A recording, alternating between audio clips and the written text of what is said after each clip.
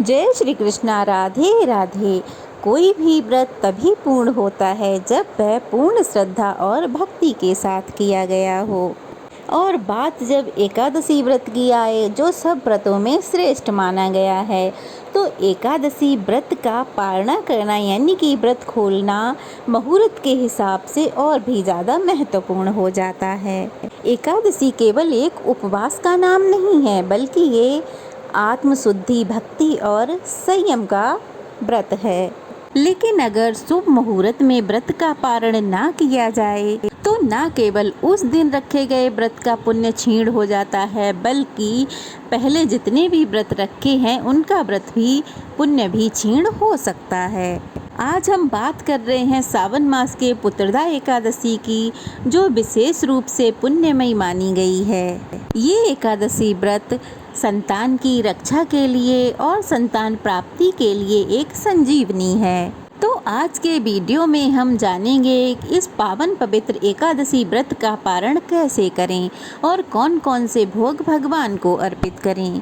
साल भर में कुल 24 एकादशी आती हैं। उन सब एकादशियों में भगवान को अलग अलग भोग अर्पित किया जाता है और ऐसी मान्यता है कि इन विशिष्ट भोगों को अर्पित करने से सभी मनोकामनाएं पूर्ण होती हैं।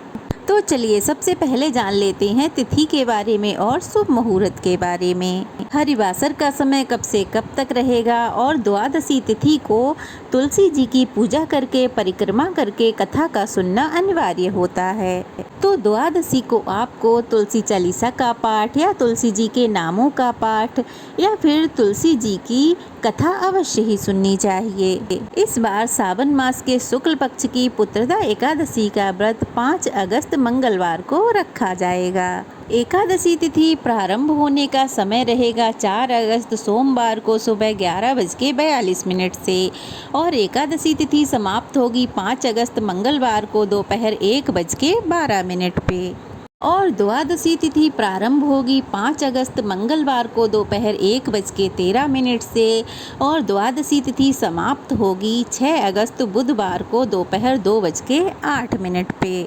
द्वादशी तिथि प्रारंभ होते ही हरिवासर का समय भी प्रारंभ हो जाएगा और 6 अगस्त को दोपहर 2:08 के बाद से त्रयोदशी तिथि प्रारंभ हो जाएगी। हरिवासर का समय 5 अगस्त दिन मंगलवार को 6:30 बजे समाप्त हो जाएगा। नियम के अनुसार जब तक हरिवासर का समय रहता है तब तक व्रत का पारण नहीं किया जाता।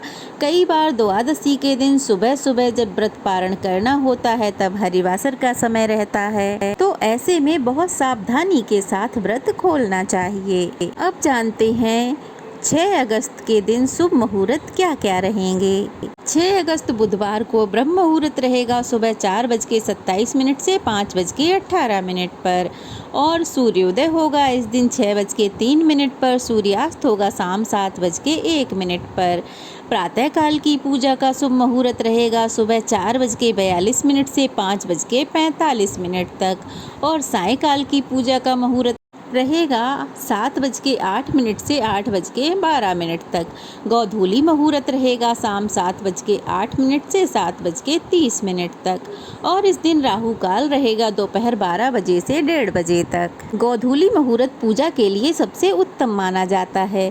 यहाँ तक कि इस दिन आप गोधूली मुहूर्त में लड्डू गोपाल की पूजा कर सकते हैं। अब जानते हैं पारण मुहूर्त के बारे में। सावन मास के शुक्ल पक्ष की पुत्रदा एकादशी का व्रत का पारण किया जाएगा यानी कि व्रत खोला जाएगा 6 अगस्त बुधवार को सुबह 5:45 से लेकर 8:26 के बीच में। ध्यान रखिएगा व्रत खोलने का मुहूर्त हमें सुबह ही प्राप्त होगा, दोपहर में नहीं, क्योंकि दोपहर में तिथि बदल रही है।